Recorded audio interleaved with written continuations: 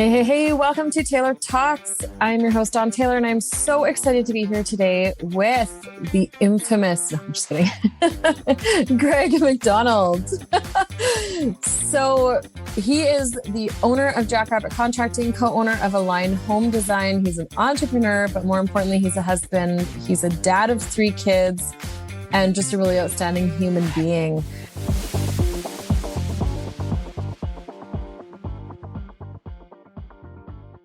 So, Greg, welcome to the show. How you doing? Good. Thanks for having me. I'm really excited. I haven't seen you in person for like 3 years. So just the fact that I get to see your face again is amazing. Oh, thank you. It's really good to see yours too. So, Greg and I have a really cool topic today. One of the things that nobody talks about, or at least we haven't heard people talk about, is being entrepreneurs, being in business.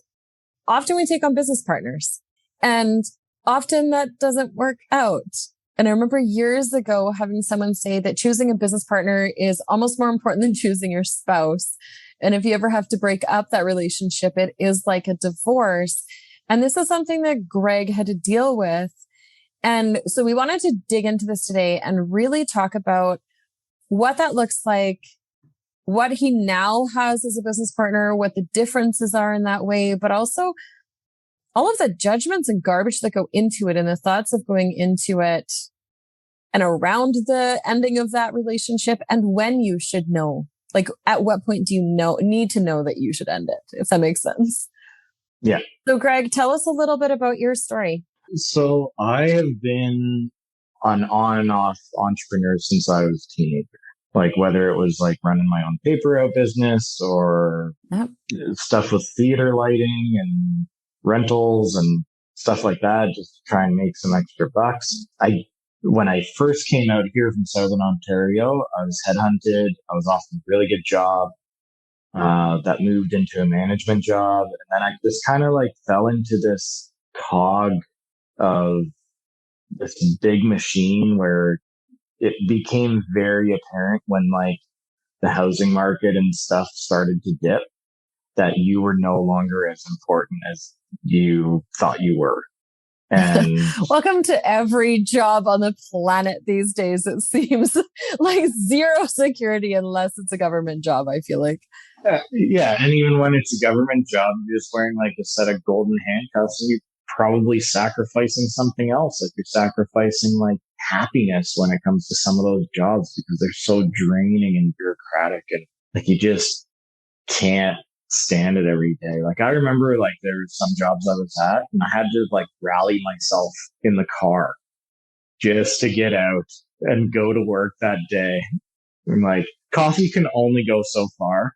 And then after that, you're like, oh, I just can't be here anymore.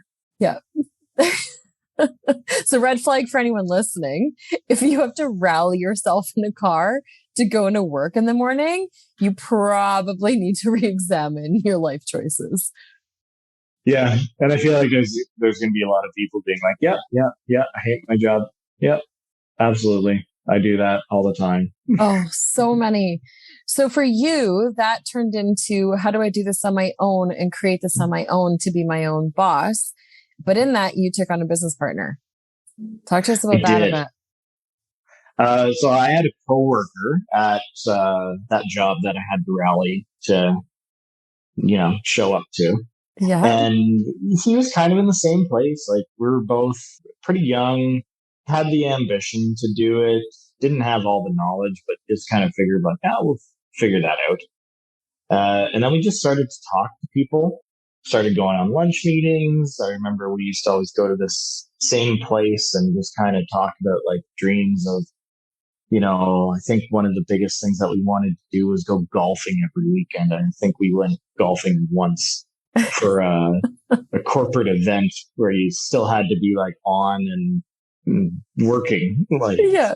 It was just like one of those things where it's like, oh no, like, no, we don't get to do any of this fun anymore because now we have to like focus on the business. And, there was this, I got to a point where I was in a junior position, still making a senior salary and I could see the writing on the wall. Like I'd already been moved as like kind of like a shutdown guy of like, I was in this department, they shut it down and they got me to clean everything up. And then they moved me to another department. They shut that down, got me to clean that up. And then I got pretty much tossed somewhere else for a little while. Yeah. And I didn't want a leadership position anymore because my daughter had just been born and I was just in a different place. Like I kind of just wanted to go to work and keep my head down and do whatever I wanted. But at the same time, I just had this mentality of like, this process sucks. I just want to make it better. So I would start to like question things in meetings. And that's kind of when I kind of figured out like, oh, you guys don't want to be efficient. You just want to do it your way because that's how you feel like you should do it. And you don't want to change. Like all the management was so resistant to change. And that company has now had like a 90% turnover. Because of it. Yeah. I think the best department was like drafting department. So let's jump to like going into business. Cause I mean, obviously you picked the perfect business partner and it was dreamy and you just killed it, right? Yeah. Yeah. So I lost my job. He and I decided like, let's take this shot. Like it here anymore either. So he quit like a few weeks later and then we started to do construction stuff. And we always had the focus of building homes. Renovations were good, but you would have had to have done a lot of renovations and a lot of the work yourself. And I was already pushing 30, like 35, and I'm now like 36. So I was like early 30s when it happened.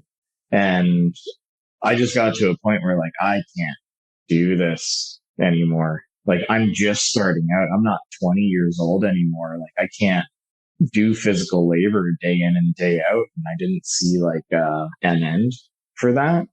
Mm-hmm. And I wanted to focus more on building houses. He wanted to focus on renovations and increasing volume by profiting by bidding low, performing high. But I felt like a lot of the weight of it really fell on my shoulders on site because I looked after site. He looked after the office. He had help. I did not. And it was just me out in the field. And I was like, man, this is not, I remember saying my concerns over and over and over and it not going anywhere. And I just got to a point where it's like, all right, then I'm just going to sell you the company. So let's talk about that for a second. When you went into business, you thought you had chosen the right partner. You thought you had chosen the right, person to go into business with. And this is really like what we're wanting to dig into today is in that moment when you were like, wait, I didn't choose the right person. This is not what I wanted my business to look like. This is not the direction I thought we were going in. There is so much like stigma attached to that. Yeah. Of like, judgments and, oh, you failed or, oh, you couldn't make it work or all of these emotions. Because nobody talks about that. Nobody talks about the fact that you're like, no, I actually just need to make a hard pivot in my life right now. I need to change a lot of stuff. Where did your brain go with that? And how did you deal with those emotions that were coming up? Even though, because you and I both know you're super logical. Yeah. But there's still the behind the scenes of like, but I've marketed this business and people know me in this business. How did you deal with those emotions?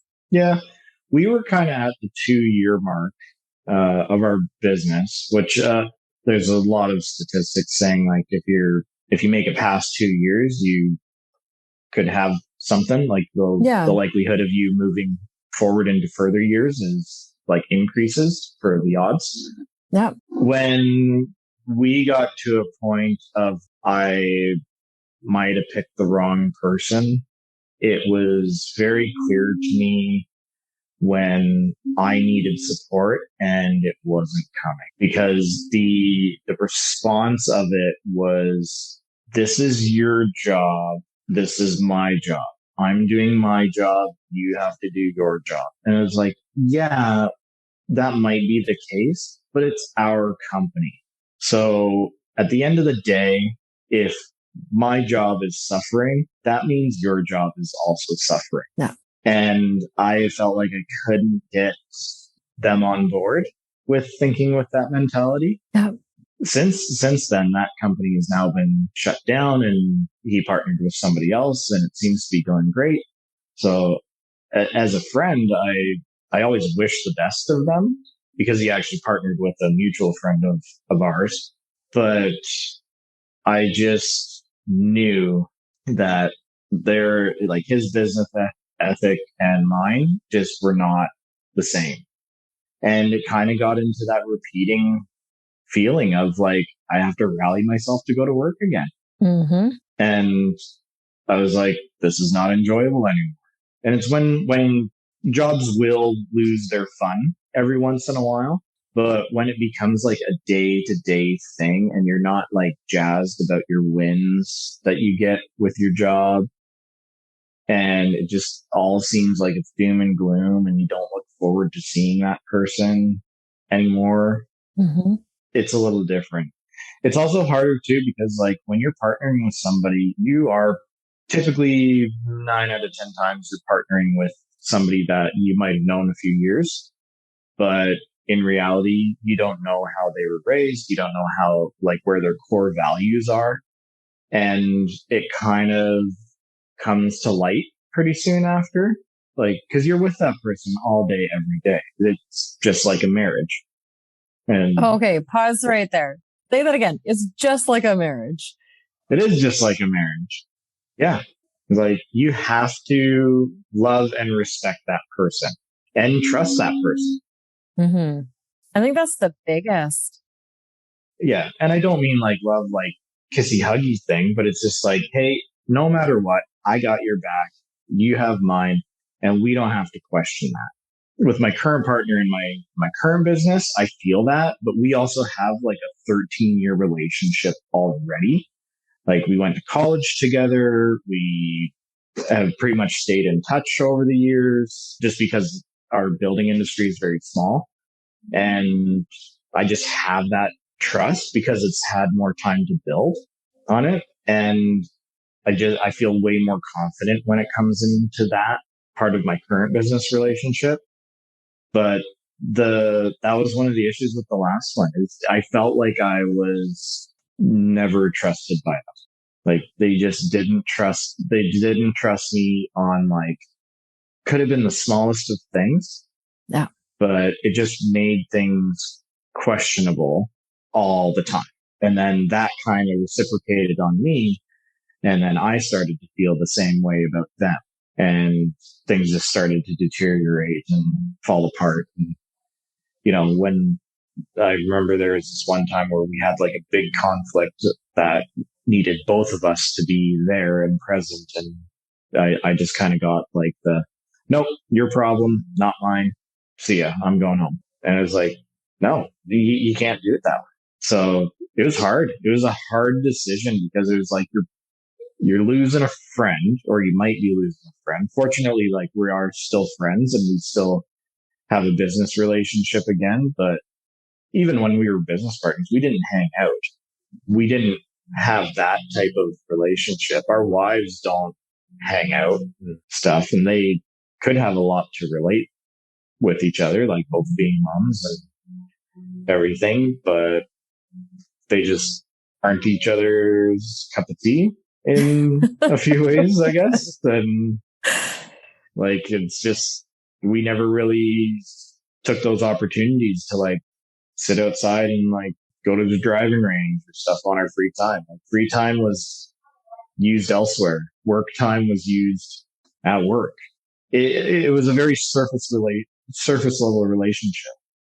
Never got into deep conversation, never got into discussing our core values and stuff. It was always like everything was questioned.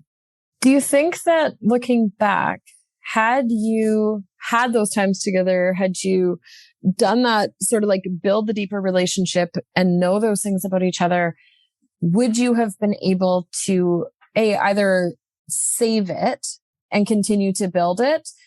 Or would it have stopped you in the first place from ever even going into business with them? I think it's a hard thing to answer because it's a really big what if. Mm-hmm. And I always would like to to think the best of everybody. But I feel like if I knew a little bit more of how there was a few core values that he had that I didn't, and the visualization of where he wanted the company to progress to and what I wanted to do, that turned out to be very different things. Yeah. And there's always that excitement of starting up your business. Oh, always. Going through all of that. And like, I've had 7 businesses now. Yeah. And all of them I've either built up to a point of selling for a profit, or I still have them. And it's exciting. It's always exciting starting it up. But I think like if I had the chance of like, if I really knew that person, I probably wouldn't have gone into business with them in the first place. I would also change my business structure. So if it was my idea and I was bringing somebody in to the idea, I'm keeping more percent of that business. It's like, from now on, if I do a business, it's going to be my business. If I think that you're a good partner, you're coming along for the ride, but it's still like my thing. Like the core of it is mine. The setup, the initiation, all that stuff. I don't have that with my other business right now. Like my business partner, who is amazing. She has a way different thought process than me. And she fills in all those little gaps that I don't have. Yeah. And then I'm the muscle, I would say, when it comes to like, if we need to crack the whip on something or like just move forward and push forward and taking risk. And I'm making sure that's a calculated risk, but I would say that she would be a little more weary of taking risks just because this is her first business. And I'm like, oh, we're successful when we take more risks. You're like, I've done this 6 times. I don't understand. Yeah. And I'm comfortable with fucking up. Yeah. And I think that you need like really tough skin in a business to fuck up sometimes and be okay with it. Totally. When you do something that costs you a lot of money, it's a tough pill to swallow. Cause like you could go into something with the best intentions and it just doesn't work out. And it's not like it's a bad idea. It's just not the right time. And I know a lot of people saw that with COVID. Like, oh yeah, tons of people really that I know, really good business models, really good work ethic, really good ideas. It just didn't work out for them because it wasn't the right time. So let's talk about that for a sec, because that ties into it, right? Is like the knowing when to quit. Yeah. Knowing when to actually walk away. And this is always my biggest challenge for people is release the ownership of your business. In terms of your identity should not be your business. Your worth should not be tied to your business, your emotional worth.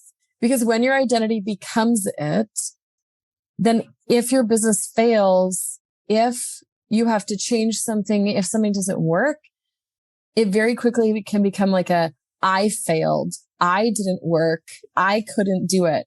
And so when you can separate the two, it's like, no, your business is your business. It's your machine to do something, to make money, to help people, to whatever it is. But that whole idea of like, when do you quit?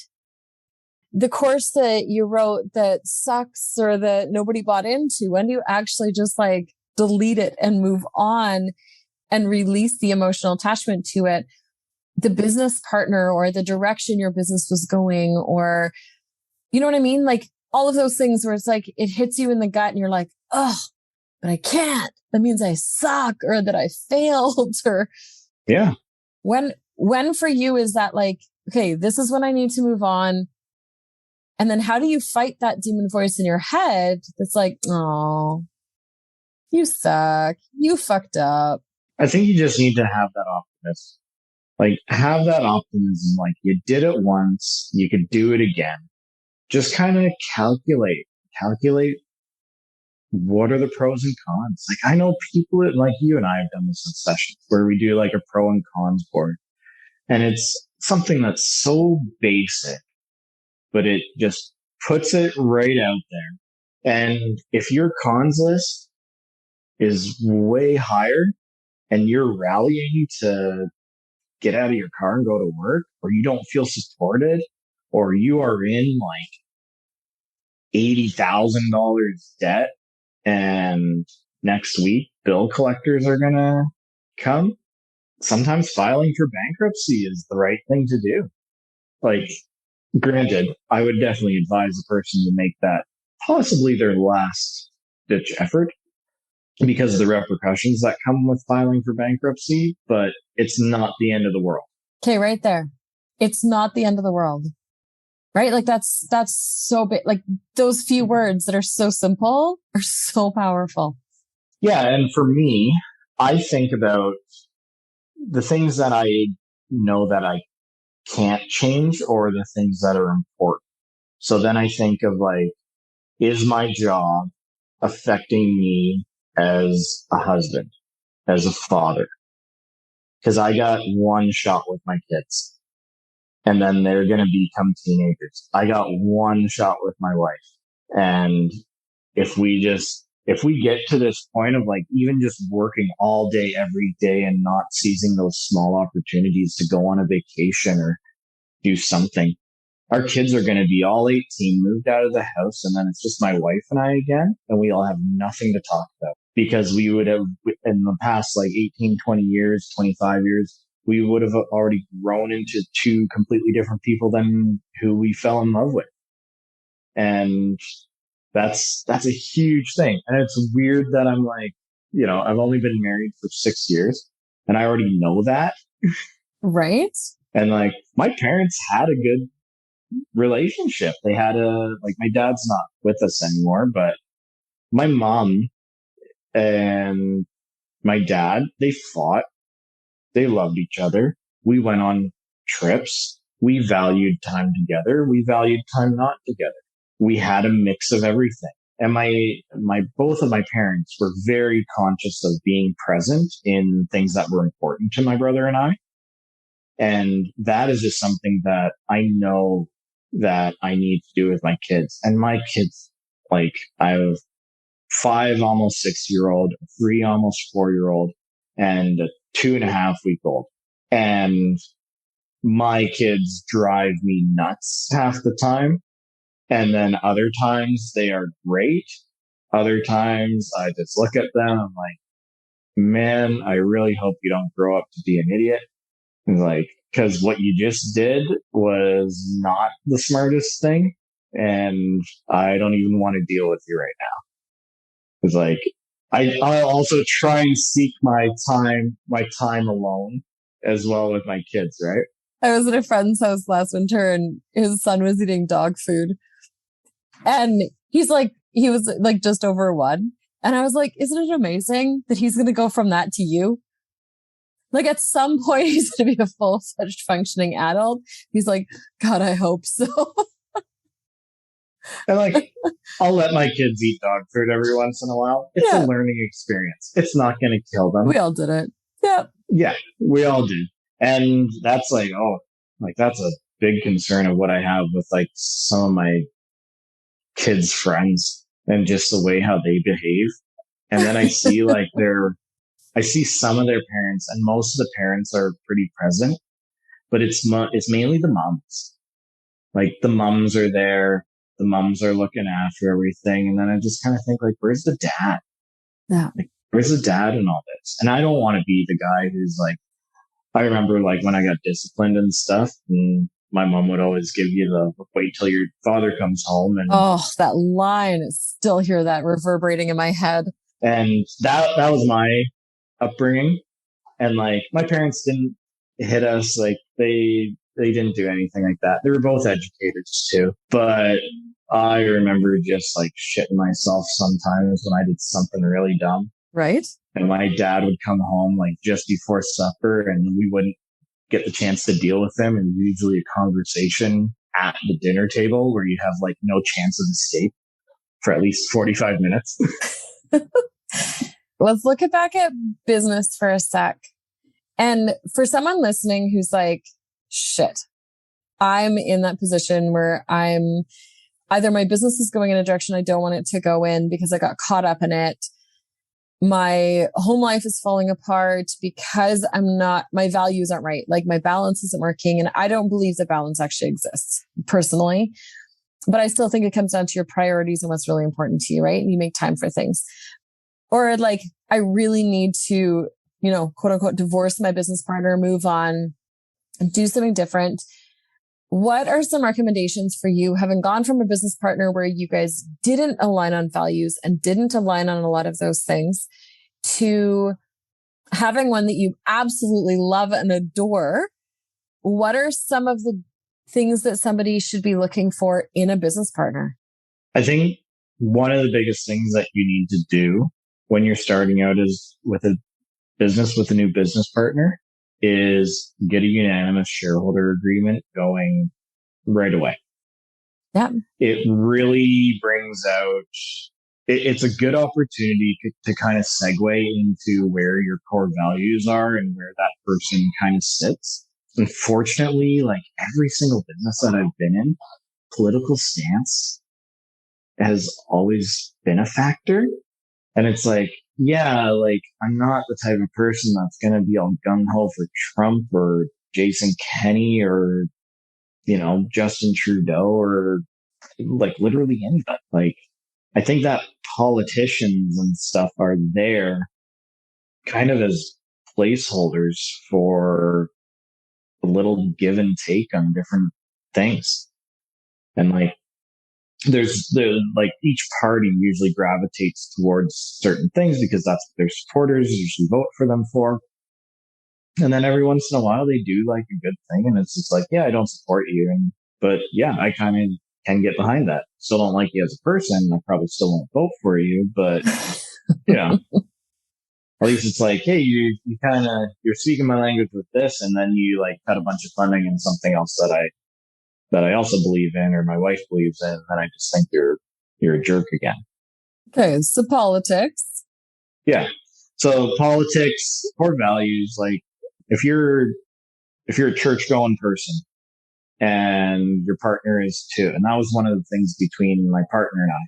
He was very involved with the church. I married a Mennonite. So I was, at that time, I was still relatively new to like going to church every Sunday again. Yeah. Like I did as a kid, but then we just kind of stopped going.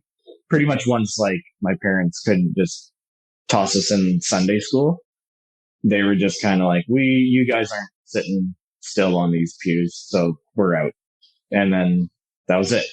Kind of like took back our Sundays, and I remember watching Sunday morning cartoons, which I probably learned more family values and having those chats with my dad and stuff and just having those heart to hearts than anything.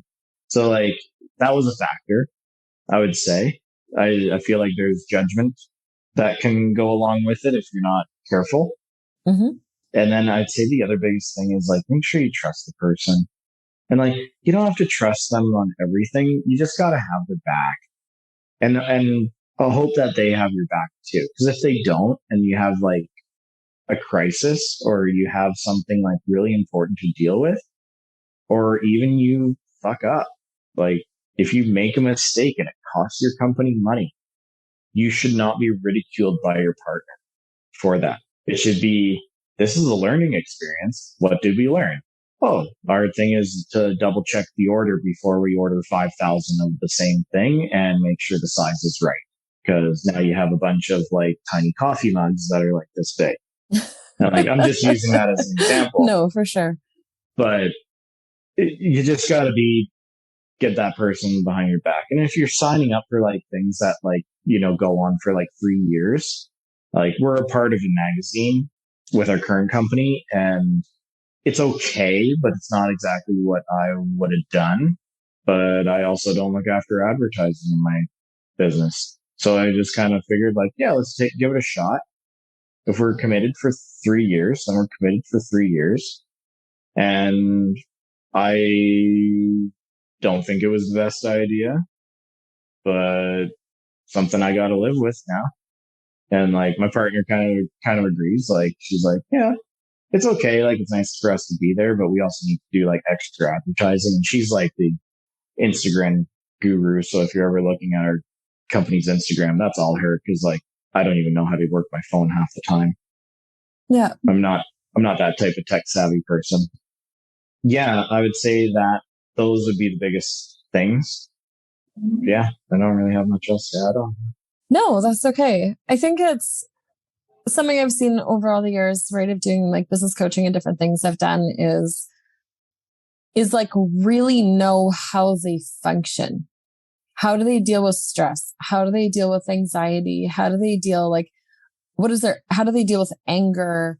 All of those things. And to have like such a solid ground of communication going into it.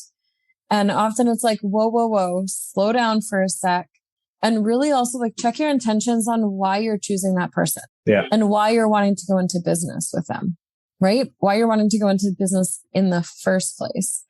So for myself, like I'll get asked to like write a course with somebody or do a program with somebody or do all those things. And in the past, I would be like, yeah, let's do it. And then I'd get into the middle of it and be like, oh, this isn't what I wanted, or this person doesn't work the way I want them to, or the communication is off or whatever. Where I know even for myself now, I'm in the middle of creating a course with a friend and someone was like, why did you choose them? And I was like, because I know their integrity. I know their morals, their values, their standards, their ethics, what their intention is behind doing the course, why they're doing the course, the heart behind it. And those things align. Yeah. Those things 100% align. So even if we hit the skids on something, or even if something doesn't go right or something is hard, I know that behind the scenes, like we're doing it in the same way. Yep. And then we can figure out the rest of it. Yeah. And like most partnerships, you end up dividing roles. We both look after our accounting and stuff. I look after, I'd say, some sales. I don't look after advertising because I don't have that mind frame. Totally. Compared to my partner now. Yeah. And at the same time, I always try and make myself replaceable. And I would advise any business owner to make yourself replaceable, because like, what if there is ever a time that you fall into a coma and you can't respond and your business partner needs to still run that business until you get better? It's like, that's what you're relying each other on. And it's like, I use it as an analogy of like, you know, what happens if I get hit by a truck? So if I get hit by a truck, you open this folder, this tells you everything, shows all the passwords to my stuff. You can access it and here you go. Yeah. And it's something like as simple as that. So like my family members, like if I pass away or something like that, my family members don't have to worry about that. Yeah. That's something that my partner can look after, and I would do the same for them if they were in a similar situation. And then you just figure it out, you move forward, let all the clients know what happened, and be open and honest. And we are very open and honest when it comes to all of our clients. Like, we will not sugarcoat anything. And with doing like home design and stuff like that, everybody wants everything now. And we just tell them like, yeah, we're not starting your project for 2.5 weeks. And then we make sure that we commit to that. So at 2.5 weeks, when we say we were going to start, then you can start. We're starting. Because if you don't, then you lose your integrity. Totally. I think a lot of struggles, honestly, in business and in starting business is because the excitement factor is so big at the beginning. Oh, yeah. And the big dreams and that excitement, that endorphin, dopamine, serotonin, whatever, that rush is so fun. Like, let's be really honest. It is so amazing. But yeah, I feel like somewhere down the line, someone needs to be like, slow it down. Step back for a second. You need to look at your foundation of this. You need to look at the logistics, go through the stuff you don't want to think about now, and get those things done. Literally, like, slow it down for a second so it's not just all emotional decisions. And there's a bit more logic behind it. I remember like one of my first companies, I got so excited, like doing a logo, and I was like way too absorbed figuring out a logo and a slogan and all this other stuff. And I'm like, at the end now, I'm just like, does it represent the company? Does it look good? Will people remember it? Okay. That's it. I go for like, give me something timeless, but like, I have relationships with people who do that stuff for a living. I don't do logos for a living. No. I'm just like, this is what I want. Give me something. And then usually they come back to me and are like, you know, dude, like you got to at least answer some questions and like, give me something. Don't just tell me to do it. Like, and then you got to think about it. Yeah. But no, I'm just saying that because we have a mutual friend who did my logo, and I know that I did that to her. Yeah. and then she came back and she's like, no, fill out this questionnaire. Right. We'll give her a plug. Katie Dooley, Paper Lime Creative. She's outstanding, but yes, she needs more than just do it. Yeah. And she's great. She still looks after like business cards and stuff for us and everything. And she did my contracting company's logo and I love it. But I just remember the struggle that I was having with like doing that one. Yeah. No, and then I just got to a point where I'm just like, no, it's time to work now. So like, you know, logo, just finish it and, you know, actually maybe start making money because the bank account's getting a little low. Oh, it's so true though. We get so obsessed with like the little finite detail things sometimes because it's easy and it's fun and it's exciting but it's also, there's a feel that goes with it, but we can definitely become too obsessed with it. So to finish off our talk today, I'm going to ask you a bunch of little silly questions, but as kind of a cap up, if you're in those relationships, if you're in those situations, if you're in that work or business situation where you're like dreading it, hating it, it's not aligning with who you are, it's not working for you, it's not the end of the world. No. Don't worry about people's judgments on it because they don't know the situation. They're not in the middle of it. They don't know what's going on. Really, who cares? We need to stop buying into those bullshit stories in our head of what we think people are saying or how they're judging or whatever's going on. Because at the end of the day, it doesn't matter. And Greg, you're a perfect example of as soon as you walked out of the hard of those 2 years, you managed to find something amazing and it was so much better. Yeah. So let's end this on some like just silly questions. We're also going to do a fun little giveaway in the show notes. You'll find that where we're going to just do like a fun little silly, like top 5 or top 10, like red flag things to look at in a business partner that should make you run for the hills. So Greg, what do you spend a silly amount of money on?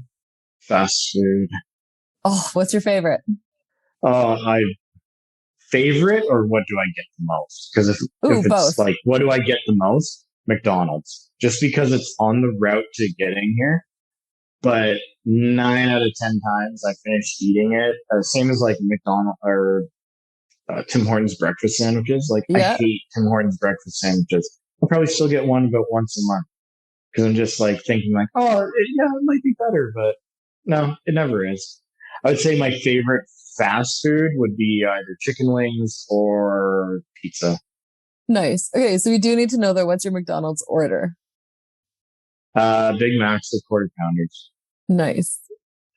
What is your secret guilty pleasure way to decompress? Like, are you curling up on your couch watching like Housewives TV shows? Are you playing a random Xbox game? What is your secret guilty pleasure way?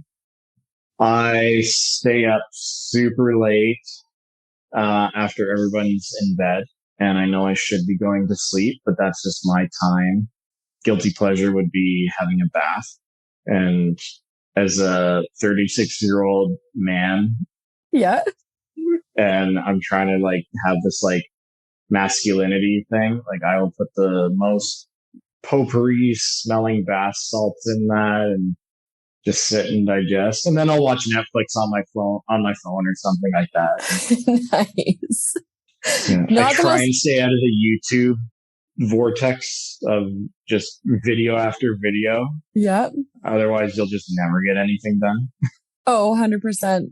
Best answer I've gotten for that, by the way, was like sex. Sex? Yeah. It's a guilty pleasure? Yeah. Like a lot of it. I was like, that's amazing. What is one purchase of $100 or less that you've made in the last about 6 months that has most positively impacted your life? Man, what would it be? I buy new tools a lot. Yeah. Like, I'll have a budget. Like, if I'm doing a job, like for the construction company, I'll have a tool budget. And if I stay on budget, then I'll buy a new tool. So I got some stuff for like doing some furnishings and doing some cabinetry and everything. I'm slowly collecting like a number. I need like $20,000 worth of tools, to build a house because we're going to tear down our house in a couple of years and rebuild. And I know I need like certain tools for it. So I'm just kind of made that list and I've slowly been crossing them off. And I get like such a win when I like cross one off. Yeah. And I would say that. And it was like something simple, like a level. Like it was just a really big, nice one. Yeah. And I got to cross it off that list. And I was like super jazzed about it. And I'm like telling the kids, I'm like, you can't touch this. Like it's dad's and like dad needs to keep it in good condition. And I think they've now figured out like you just don't touch dad's tools. Because they're also dangerous too. So I'm trying to keep them to not touch half the things I got. Listeners, if you could see how his whole body and face like lit up over this tool he's talking about. Yeah. Okay, last one. What is an unusual habit or just like random absurd thing that you love? That I love? Yeah. My kids randomly dance. And like that's not my habit, that's theirs. Does that have to be one for me? Oh, we need one for you too, but that is awesome. Random habit. I have a bunch that I don't love, like biting my fingernails. Yeah. I would say just building little random things for like functionality. Like, I know you love your Lego and everything. I really do. My thing would be more I have a sectional in my basement and I had nowhere to put my drinks if I was sitting in the corner. So I built a little shelf and just mounted it to the wall. Oh, that is hold, too like, funny. Literally a bowl and a glass, and that is it. And I just built it out of a scrap piece of wood, and I'm just like, yeah, this is perfect right here. And I love it. I use it all the time. That is hilarious. I love that. That is good. So I would say that's one of the things I do. That's awesome. My husband's like that, but he 3D prints it all. It's wild. Yeah. So thank you so much, Greg, for hanging out with us today. I really hope this episode challenges somebody and makes them really think about if they're in the right position in their lives. If they're not, reach out to myself, reach out to Greg even. If you're like, okay, how do I do this? How do I divorce my business partner? One of us would love to give you some advice on that or walk you through that. Please check out the show notes. We're going to have a fun giveaway there for you. And thank you for listening today. And if you enjoyed the episode, please leave a review on Apple or Spotify.